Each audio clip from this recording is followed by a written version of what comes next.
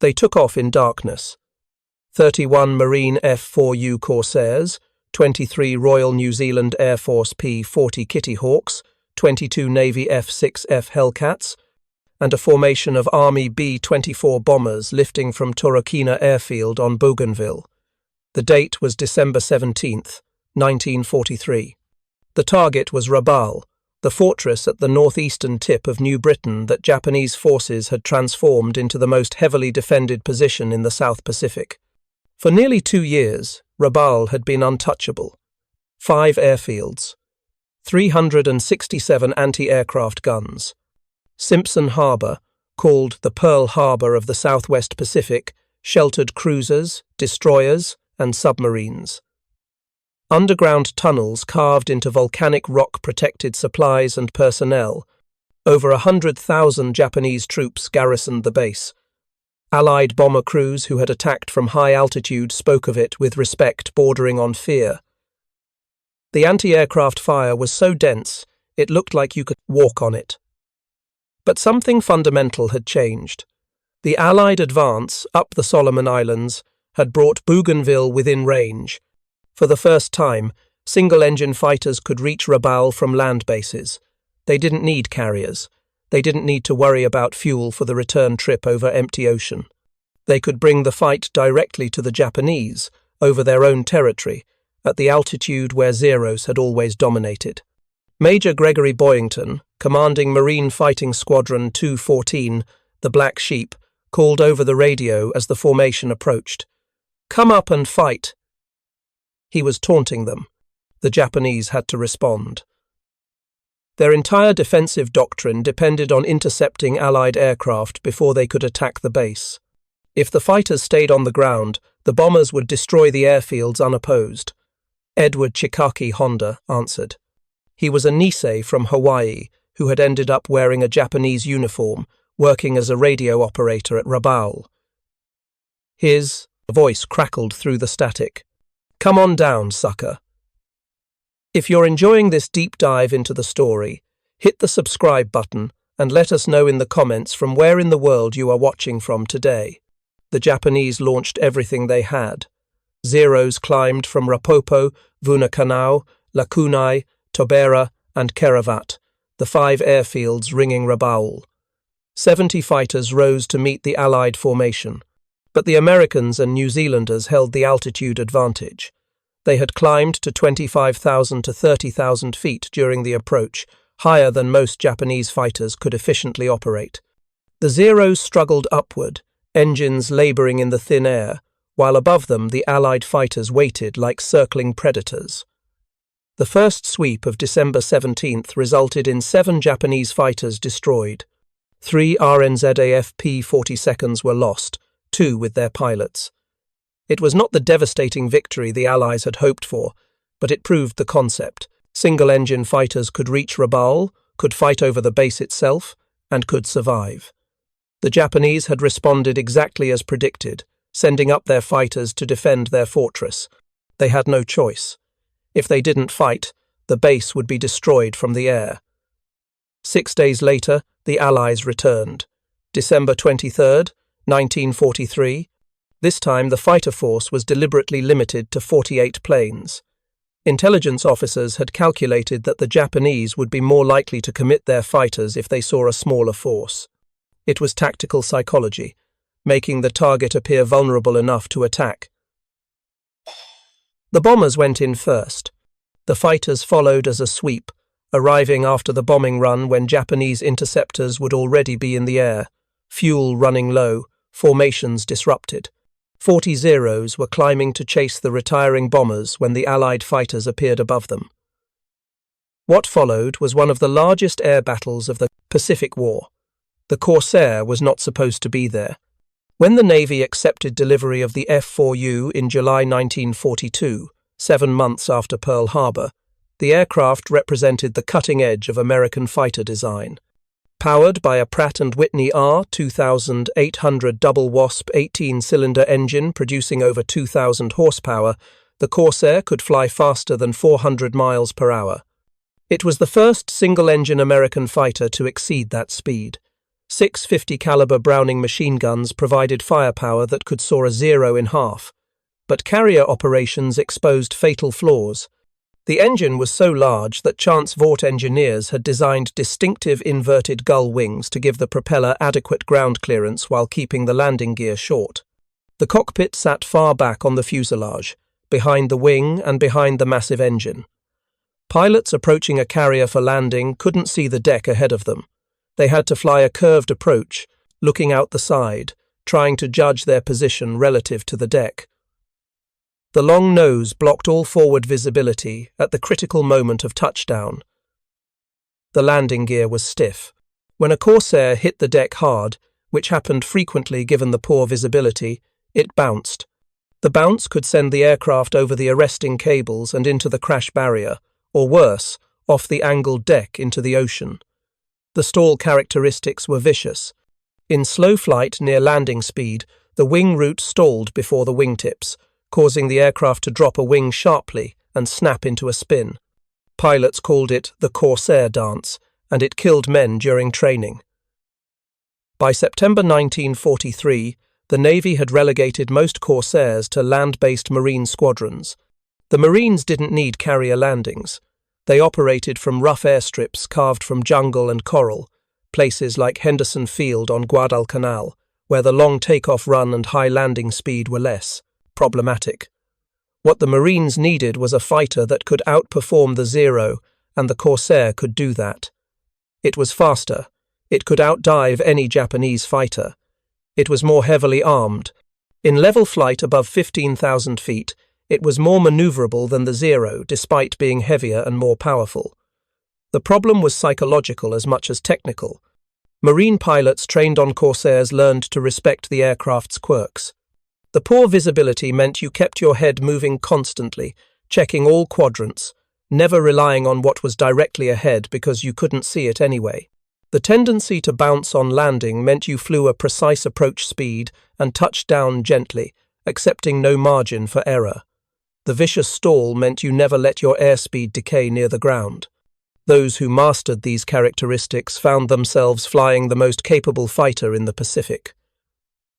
Those who didn't often died during training, in accidents that had nothing to do with enemy action. The Corsair's accident rate was deplorable. Only 189 F4Us were lost in air-to-air combat during the entire war. 349 fell to ground fire. But 692 were lost in non-operational accidents. Operational losses, accidents during combat operations, claimed another 230. By late 1943, the Marines had been flying Corsairs in combat for 9 months. VMF 124 had arrived at Henderson Field on February 12, 1943, with 12 F4U second. They flew their first combat mission 2 days later, escorting B-24 Liberators on a raid against Kahili. 2 Corsairs were lost, but the pilots learned quickly. The Corsair was better than the Zero in everything except slow speed maneuvering and rate of climb. The solution was simple. Don't get slow. Don't try to turn with a Zero. Use speed. Use altitude. Make high-speed diving attacks, fire, and climb back up using the power advantage. By December 1943, Marine Corsair squadrons had accumulated enough combat experience to develop effective tactics. They understood their aircraft, they understood the enemy, and they were about to demonstrate what American industrial might, combined with combat experience, could accomplish against an enemy fighting on the defensive with dwindling resources. Rabaul was not supposed to fall. When Japanese forces captured the base from Australian defenders in February 1942, they immediately recognized its strategic value. New Britain sat at the apex of the Solomon Islands chain and the northern coast of New Guinea. Simpson Harbour was one of the finest natural anchorages in the Pacific, deep enough for battleships, protected from storms, and large enough to accommodate dozens of warships simultaneously. The 5 airfields provided redundant basing for hundreds of aircraft. The terrain, volcanic and heavily jungled, favoured the defender. Japanese military engineers set to work transforming Rabaul into a fortress. They dug tunnels into the volcanic rock, creating bomb-proof storage for ammunition, fuel, and supplies. They carved underground barracks, hospitals, and command centers. They installed 367 anti-aircraft guns ringing the harbour and airfields, creating overlapping fields of fire that could reach up to 30,000 feet. They stationed over 100,000 troops, sailors, and airmen at the base, making it the largest Japanese garrison in the South Pacific. From Rabaul, Japanese forces launched the campaigns that contested Allied control of the Solomons and New Guinea. Bombers flew from Rabaul's airfields to attack Guadalcanal during the bitter fighting from August 1942 through February 1943. Fighters based at Rabaul escorted those bombers and flew sweeps against Allied positions. Cruisers and destroyers sortied from Simpson Harbour to interdict Allied supply lines and bombard Allied positions. The Tokyo Express, the fast destroyer runs that resupplied isolated Japanese garrisons, departed from Rabaul. But by late 1943, the strategic situation had reversed. Allied forces had captured Guadalcanal, pushing up the Solomon Islands chain through bitter fighting at New Georgia, Colombangara, and Vella La Vella. In November 1943, Marines landed on Bougainville, securing a beachhead and beginning construction of airfields at Torokina. For the first time, Allied single-engine fighters could reach Rabaul. The fortress was within range. Japanese commanders recognized the threat. If Allied fighters could operate over Rabaul, the base would become untenable. Bombers escorted by long-range fighters could attack with impunity. The harbour would become a death trap for any ship attempting to dock. The airfields would be cratered and rendered useless. Supply lines would be cut. The 100,000 troops garrisoned at Rabaul would be isolated, trapped, effectively neutralized without the Allies having to assault the heavily fortified position. In early November 1943, Admiral Minachi Koga initiated Operation RO. The Japanese combined fleet transferred nearly its entire complement of carrier aircraft to Rabaul. Aircraft from the carriers Zuikaku, Shokaku, and Zuiho, 173 planes total, including 82 Mitsubishi Type 0 fighters, 45 Type 99 carrier bombers, and 40 Type 97 carrier attack aircraft deployed to Rabaul's airfields.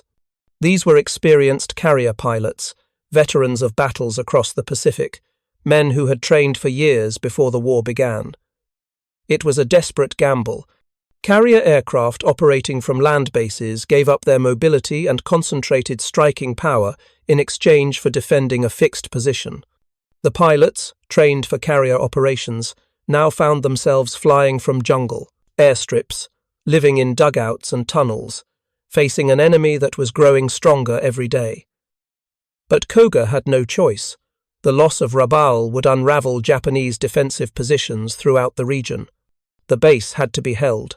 Allied intelligence tracked the reinforcements. Reconnaissance flights photographed dozens of aircraft on Rabaul's airfields.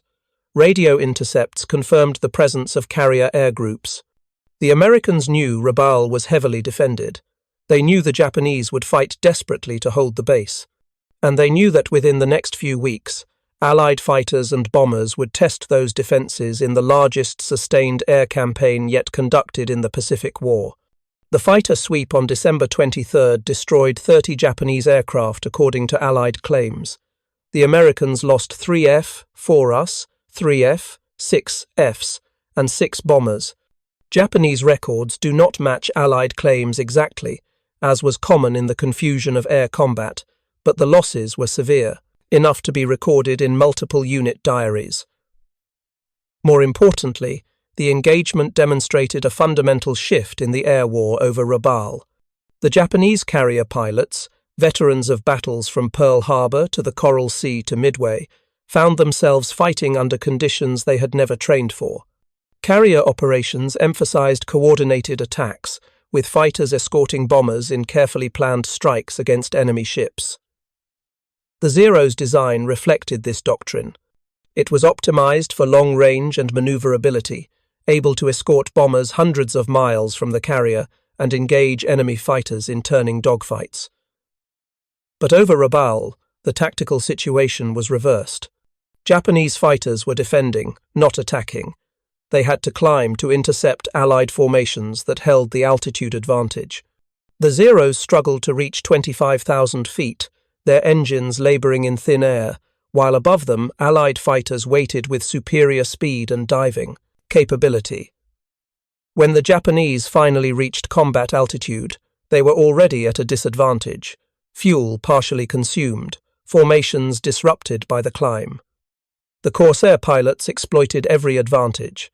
They held altitude, they maintained formation discipline.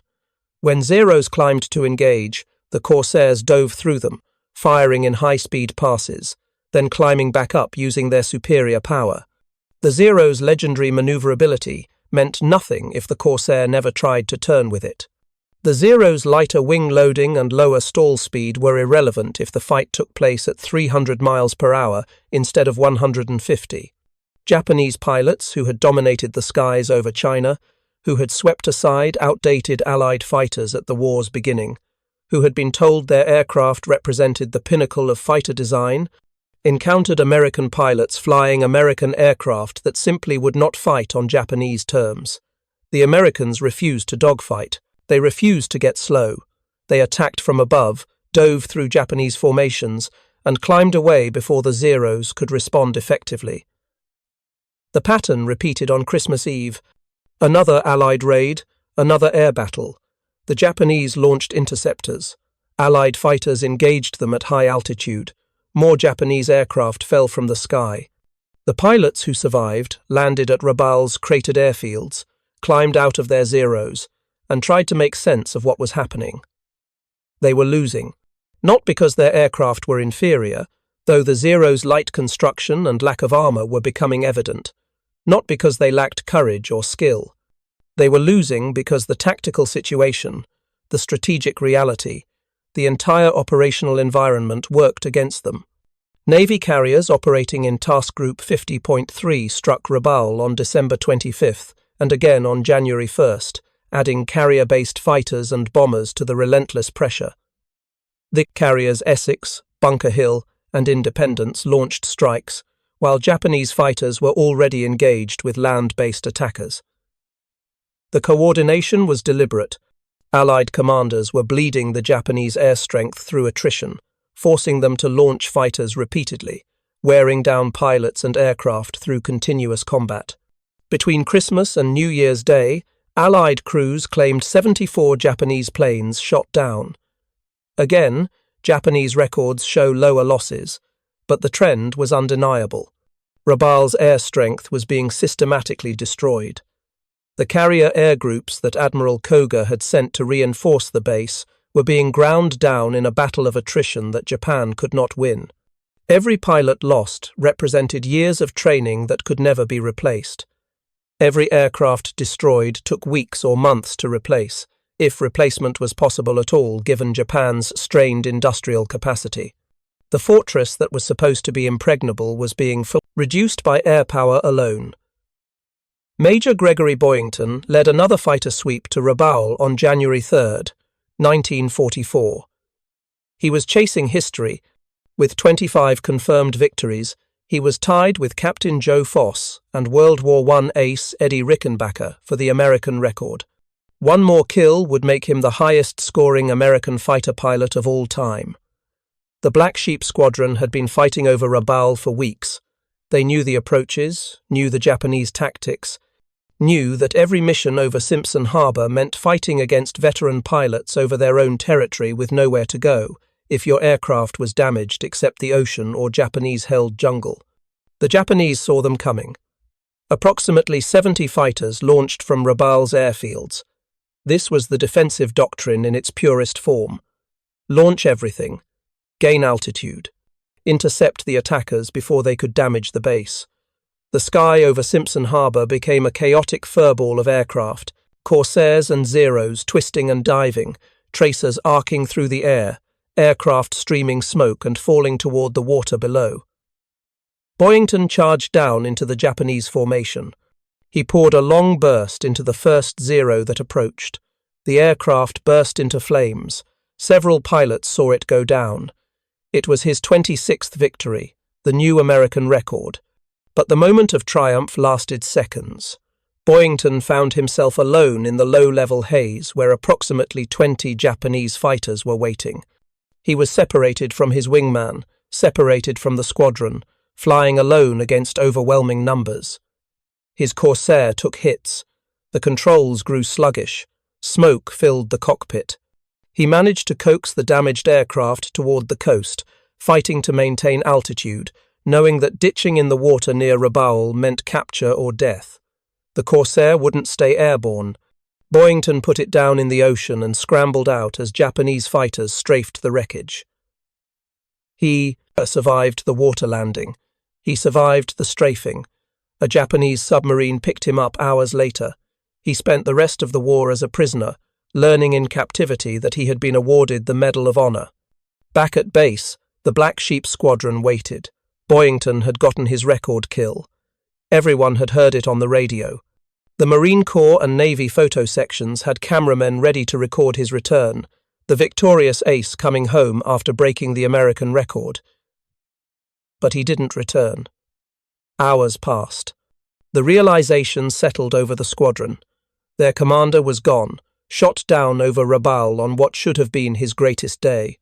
5 days later, on January 8, 1944, the Black Sheep Squadron completed its combat tour. In 84 days of operations, they had been credited with destroying or damaging 203 Japanese aircraft. 94 confirmed air-to-air kills, the rest destroyed on the ground or damaged. They had produced 9 fighter aces. They had lost 8 pilots in an 11-day period from December 23rd through January 3rd. The squadron was broken up, the pilots scattered to the pilot pool for reassignment. The Presidential Unit Citation recognized their extraordinary heroism in action, but the cost had been severe. 23 pilots killed in action or missing during the war. 48 aircraft lost to accidents or enemy contact. The Corsairs' accident rate had claimed nearly as many men as combat. The aircraft that gave them superiority over the Zero also killed them during training, during ferry flights, during routine operations. The mathematical brutality of the numbers revealed an uncomfortable truth. Modern fighter operations were so inherently dangerous that enemy action represented only one source of pilot attrition among several. The campaign against Rabaul continued without them. Other Marine squadrons took their place. The pattern established in December and January repeated. Through the winter and spring of 1944, Allied fighters swept over Rabaul daily. Japanese interceptors rose to meet them. Air battles raged over Simpson Harbor. Aircraft fell burning into the sea. The numbers tilted inexorably in favor of the Allies. If you find this story engaging, please take a moment to subscribe and enable notifications. It helps us continue producing in-depth content like this. By February 1944, the mathematics had become undeniable. Admiral Koga withdrew what remained of his carrier air groups from Rabaul. In 2 weeks of heavy combat during November and December, these groups had lost 50% of their fighters, 85% of their dive bombers, and 90% of their torpedo bombers. The experienced carrier pilots, men who had trained for years before the war and survived battles across the Pacific, had been fed into what Japanese commanders called the sinkhole in the Bismarcks. Between 70 and 100, and 20 Japanese aircraft flew from Rabaul to Truk on the morning of February 19th, evacuating what remained of the air strength. Their mechanics attempted to leave by ship 2 days later aboard the Kokai Maru, but Allied bombers sank the vessel before it could clear the harbour. The loss of the mechanics was catastrophic. Aircraft without trained maintenance personnel were useless. Pilots without mechanics to service their aircraft couldn't fly combat missions. The sinking of one ship effectively ended Japanese air operations from Rabaul more decisively than weeks of air combat had done. The regular attacks became known among Allied air crews as milk runs. The only opposition over Rabaul was anti-aircraft fire. Japanese fighters no longer rose to intercept. The airfields were cratered. The harbour was unusable. Ships attempting to dock were attacked immediately. The fortress that had been the cornerstone of Japanese defensive strategy in the South Pacific had been neutralized without a ground assault. Over 100,000 Japanese troops remained at Rabaul, trapped, isolated, effectively prisoners without the Allies having to accommodate them or feed them. The campaign revealed several profound truths about industrial warfare in the Pacific. The first was numerical. American factories produced 12,971 Corsairs during the war. Chance Vought built 4,702. Goodyear, under license, built 4,006. Brewster built 735 before the company's contract was cancelled due to production problems. Every Corsair lost could be replaced. Every pilot killed could be replaced eventually through the massive training pipeline that was producing thousands of new aviators every year. Japan had no comparable production capacity. The Zero was an excellent fighter when it first appeared, superior to anything the Allies could field in 1941 and 1942. But Japanese industry produced approximately 10,600 Zeros during the entire war, and that production came at the expense of other aircraft types. Bombers, reconnaissance aircraft, and transport planes were built in smaller numbers because factories were committed to fighter production. The industrial base simply could not produce everything the military needed in the quantities required. More importantly, Japan could not replace pilots at anywhere near the rate they were being lost. Pre-war training had been rigorous, producing highly skilled aviators, but the pipeline was narrow. When experienced pilots died over Rabaul, they were replaced with pilots who had less training, less experience, less ability to survive in combat. The quality of Japanese naval aviation declined steadily from 1943 onward as the veterans who had dominated the war's early years were killed and replaced with inadequately trained replacements. The Americans learned the opposite lesson. Pilots arriving in the Pacific in late 1943 and early 1944 had been trained on better aircraft with more flight hours than their predecessors. They learned from veterans who had survived combat and could teach effective tactics. They flew aircraft that were continuously improved based on combat experience. The Corsair that entered service in early 1943 was good. The F4U 1D variant that appeared in 1944 was better, with improved visibility, better handling characteristics, and the ability to carry 2,000 pounds of bombs. The air war over Rabaul had lasted less than 3 months of intensive combat, from mid-December 1943 through February 1944. In that brief window, Allied forces had demonstrated what coordinated air power could accomplish against a heavily fortified position. The fortress that Japanese commanders believed could hold indefinitely had been reduced to irrelevance, without a single Allied soldier setting foot on its beaches. The Marines who flew those missions understood what they had witnessed. They had seen Japanese fighters rise to meet them day after day, watched the quality of opposition decline as veteran pilots were killed and replaced with less experienced men, observed the gradual disintegration of Japanese air strength through simple mathematical attrition. The psychological impact was profound. These were men who had trained to fight against an enemy they had been told was fanatical, skilled, and technologically competent. What they encountered was an enemy constrained by industrial limitations that no amount of courage or skill could overcome. Lieutenant Robert Hansen of VMF 215 epitomized the new generation of Marine fighter pilots. He arrived at his squadron on October 6, 1943, and won his first victory on November 1st. By the beginning of the large-scale battle for Rabaul, Hansen had 5 victories. In 17 days of combat over Rabaul, he brought his score to 25 aircraft. He was aggressive, skilled, and flying an aircraft that gave him every advantage. On February 3, 1944, while attacking Japanese anti-aircraft positions, his Corsair was damaged and fell into the sea. He was 23 years old. The mathematics of his combat career revealed the brutal efficiency of the air war. 25 victories in approximately 4 months, an average of 1 kill every 5 days of combat operations. Then death, not in air-to-air combat against enemy fighters, but from ground fire while conducting a ground attack mission. The Corsairs' armor could protect against rifle-caliber fire, but concentrated anti-aircraft fire could still bring down any aircraft. Even in victory, even with superior equipment and training, the war killed men with mechanical regularity. The Japanese pilots who survived Rabaul carried different lessons. They had been told their Zero was superior to any American fighter, that Japanese training and fighting spirit would overcome material disadvantages, that defending the fortress was essential to maintaining the defensive perimeter. What they experienced was systematic defeat. American fighters that wouldn't dogfight, American pilots who attacked from above and refused to engage on terms that favored the Zero.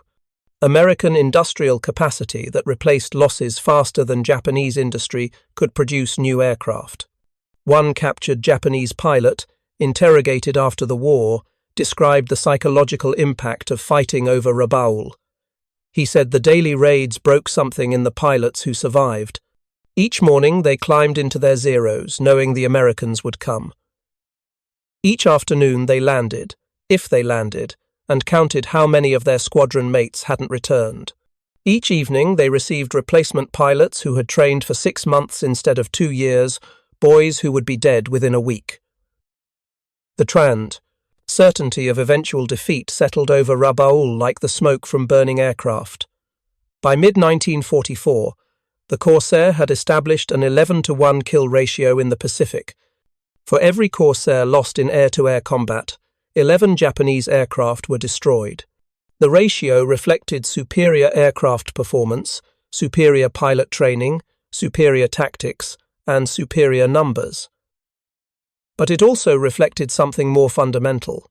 It reflected an industrial system that could produce fighters faster than they could be destroyed, train pilots faster than they could be killed, and sustain operations across thousands of miles of ocean while simultaneously fighting a war in Europe. The Japanese had no answer to this combination of factors. They could train better pilots, but not enough of them. They could design better aircraft, but not build them in sufficient quantities. They could fight with courage and determination, but courage couldn't overcome fuel shortages, spare parts shortages, and the steady erosion of trained personnel. The neutralization of Rabaul demonstrated a strategic concept that would define the rest of the Pacific War. Allied commanders realized they didn't need to capture every Japanese stronghold. They could bypass heavily fortified positions, isolate them with air power and naval blockade, and leave the garrisons to wither. Rabaul had over 100,000 Japanese troops. Invading the base would have cost tens of thousands of Allied casualties and taken months of brutal fighting. Instead, Allied forces moved past it, capturing or building airfields that kept Rabaul under constant air attack, while operations continued northward toward the Philippines and eventually Japan itself. The last Allied air attack on Rabaul took place on August 8, 1945, just days before Japan's surrender. For 18 months, bombers and fighters had struck the base regularly, destroying anything that moved, cratering runways, sinking ships, preventing any meaningful military operations. The Japanese garrison grew food in gardens carved from the jungle. They maintained minimal defensive positions. They waited for an invasion that never came. When the war ended, Australian forces accepted their surrender. The repatriation of over 69,000 Japanese soldiers and sailors from Rabaul took over 2 years. The Corsair continued in production through the war and beyond. When production finally ended in December 1952, 12,971 Corsairs had been built. It was the longest production run of any piston-engine fighter in American history. The aircraft saw combat in Korea, where Marine and Navy pilots flew ground attack missions and engaged North Korean fighters. It served with foreign air forces into the 1960s. The distinctive gull wings and powerful engine that had made it difficult to operate from carriers in 1942 became iconic symbols of marine aviation. But the true legacy of the Rabaul campaign was what it revealed about the nature of the Pacific War. This was not a conflict that would be decided by individual heroism or superior tactics alone, though both mattered.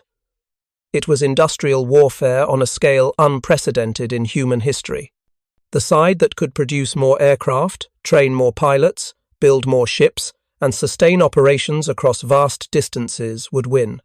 Japan had started the war, believing that fighting spirit and initial victories would force a negotiated peace before American industrial capacity could be fully mobilized. By late 1943, that belief had been revealed as catastrophically wrong.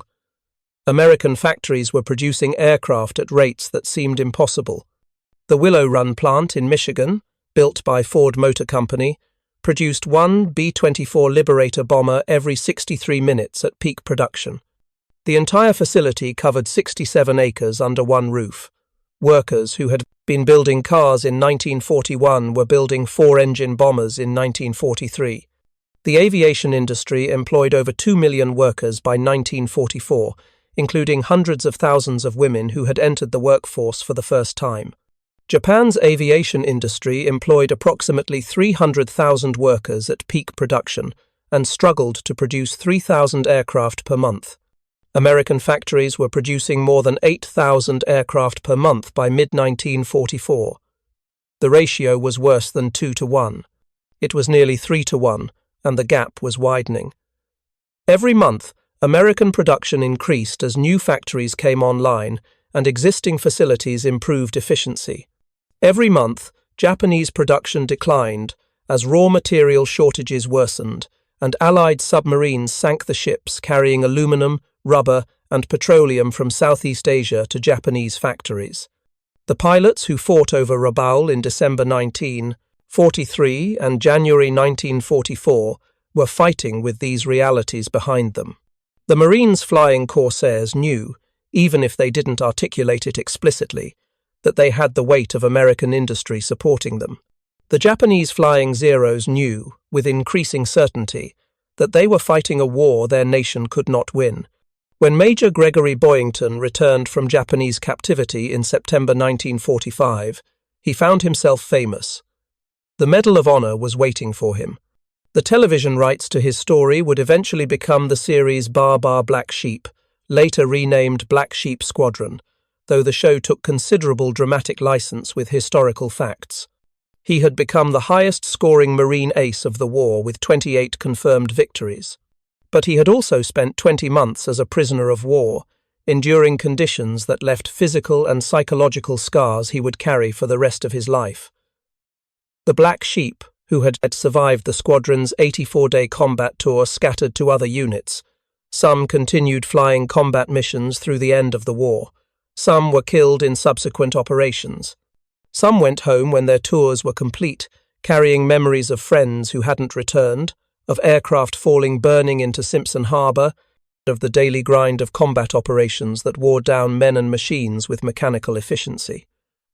The squadron was reformed multiple times, most notably aboard the carrier USS Franklin in early 1945, where 32 Black Sheep members were killed when a Japanese bomber struck the ship during operations off Japan. The Japanese garrison at Rabaul survived the war in isolation. They grew vegetables in jungle gardens. They maintained defensive positions against an invasion that never came. They watched Allied aircraft fly overhead daily, knowing that any movement would draw immediate attack. Medical supplies ran out. Food became scarce. Disease spread through the crowded tunnels and dugouts.